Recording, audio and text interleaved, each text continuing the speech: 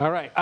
More pressing matter, perhaps, something I know the president talked a little bit about a little while ago, is, of course, the conflict with Iran. What are we hearing from him and from the White House today about what we should be expecting? Yeah, well, obviously, as we have seen this constant back and forth between the U.S. and Iran with these ongoing strikes, the president did acknowledge that while the end goal here remains to ensure that Iran does not have a nuclear weapon, he did say that both sides are talking. Take a listen. They want to make a deal. I just don't think they're ready yet. But they do want to make a deal. Sometimes they don't want to say they want to make a deal. They want to be the tough guys. But they do want to make a deal. There's two ways. I mean, it's you can just keep doing exactly what we're doing and take them apart piece by piece. We could do it in a more rapid fashion, which we might do. Or we can negotiate with them, which we're also doing right now. I mean, as we speak, we're talking to them.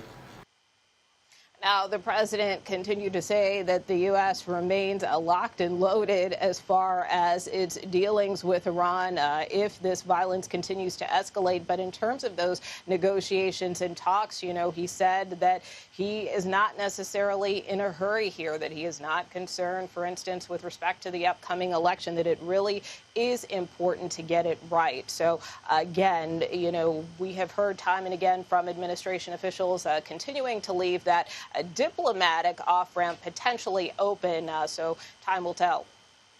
It sure will. Nikole Killion at the White House for us. Thank you on this Friday afternoon. We're joined now by CBS News national security contributor Sam Vinograd for a little more on this conflict between the United States and Iran.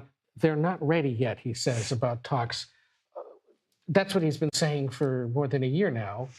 And now we're going into our 13th night of strikes. That was last night, especially now hitting sections of Jordan, which, of course, is a key ally in the region. Assess where we are and where we may be headed next. Where we are is it seems that we are a war without a strategy. Clearly, the Iranians are escalating their attacks against the United States. And, Ed, we have tens of thousands of troops in the Middle East. We have thousands of diplomats, not to mention intelligence personnel, and hundreds of thousands of Americans. The Iranians could kill Americans for the next decade if we don't find some kind of off-ramp to this conflict. By the same token, CENTCOM keeps publicly stating that they've launched another round of strikes and eliminated more targets. But guess what? This is like a game of whack-a-mole, to quote a previous president. We could be at this for a long time. And if history is a guide, Iran was willing to fight a war with Iraq for several years. And certainly we don't want to burn several years in this conflict. We'll lose more service members, we'll lose more Americans, not to mention billions of dollars. And so the key question is, what is actually going to bring the Iranians to the negotiating table? It is certainly not missile depots being blown up. It is certainly not President Trump making comments on television that they're terrible people.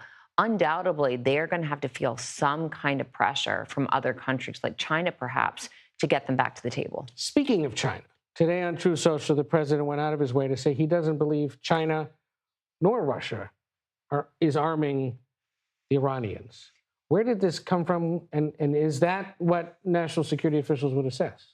That is, according to reporting, at odds with what intelligence officials assess. There's reporting that Russia has perhaps been giving the Iranians intelligence on where, for example, U.S. intelligence officers are stationed. And again, if history is a guide, President Trump has oftentimes offered his own analysis on intelligence matters that are grounded in perhaps a gut feeling, something he sees on television, and has not actually received intelligence briefing on these matters and ingested that into policy decisions. So certainly we don't know where this came from, and he may be operating on just a hunch. Or is he trying to maintain face with Xi and Putin for some reason to not offend them?